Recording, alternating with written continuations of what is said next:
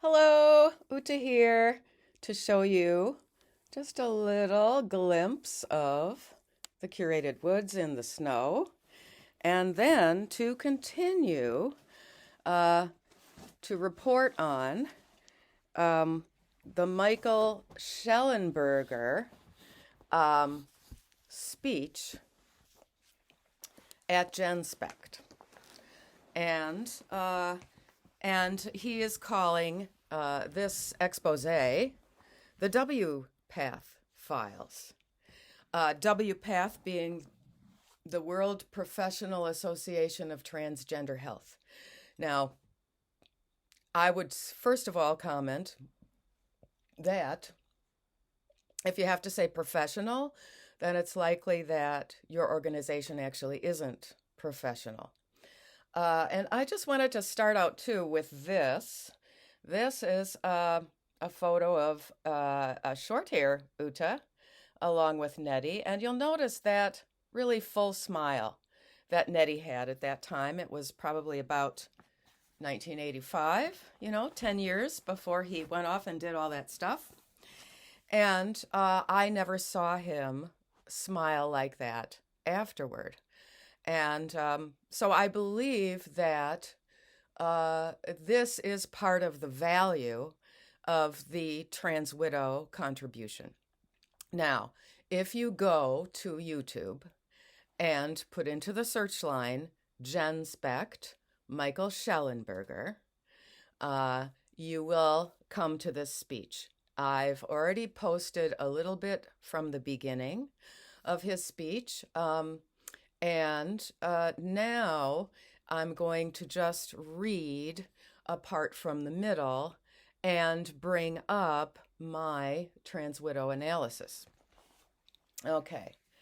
So he's working together with someone whose last name I can't remember, but her first name is Michelle, on these leaked emails from individuals in WPATH.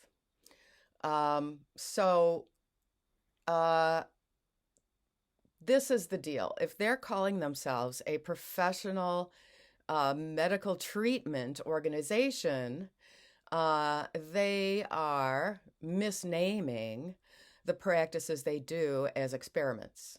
And they are aggrandizing the research that they do. This is Shellenberger's comments on this. Experiments imply you have a control group, that you have IRB approval. And this is where I'm bringing a little bit of value, because what is the IRB? Institutional review boards. So all experiments involving medical type of things are supposed to have approval from an institutional review board. They imply a whole discipline that isn't present here. And this is very interesting because then this Marcy Bowers, who was at the University of Wisconsin-Madison at the same time as me, who is a man claiming to be a woman, who is still married to the mother of his 3 children, but doesn't live with her and is not faithful to her, according to his own reports. Okay, so Dr. Mark, in parentheses, Marcy Bowers, is aware that providers are robbing young males of their ability to orgasm, and therefore their future ability to form long-term intimate relationships, an essential part of a fulfilling and happy life for most people. I think I missed one little word in there, but let me just read that again. So this member of WPATH, and very, very influential person who has gotten other research to be rescinded, is aware that providers, meaning surgeons who are cutting off, we're talking about male genitals here, are robbing young males of their ability to orgasm. Now, I'm going to separate it out and make a new sentence because that works better. Therefore, their future ability to form long-term relationships, intimate relationships, which is an essential part of a fulfilling and happy life for most people, is compromised. What's more, doctors are choosing this drastic medical intervention as the first line of treatment.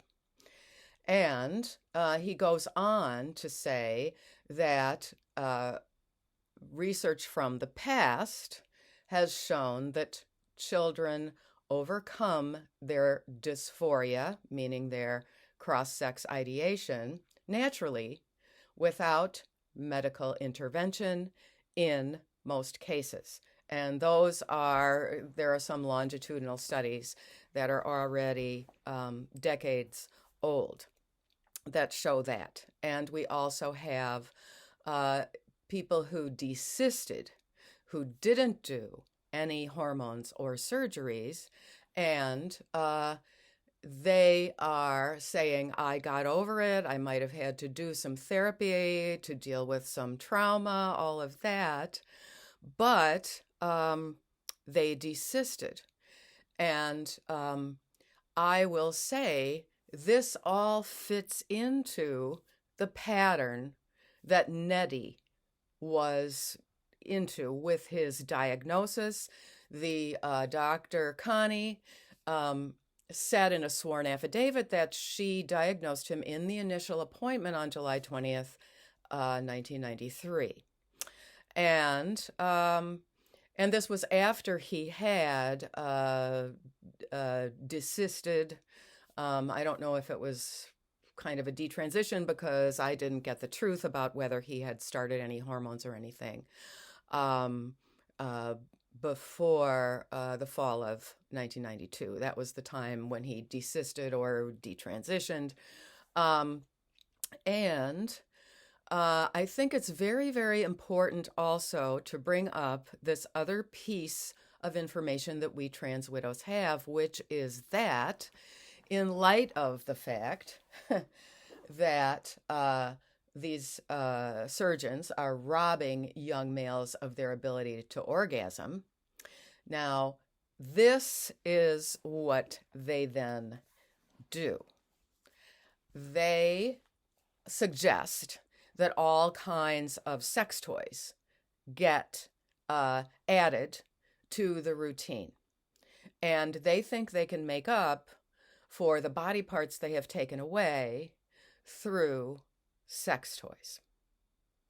And I'm going to just keep it at that. I'm going to go out for a nice walk after this with my big boots on.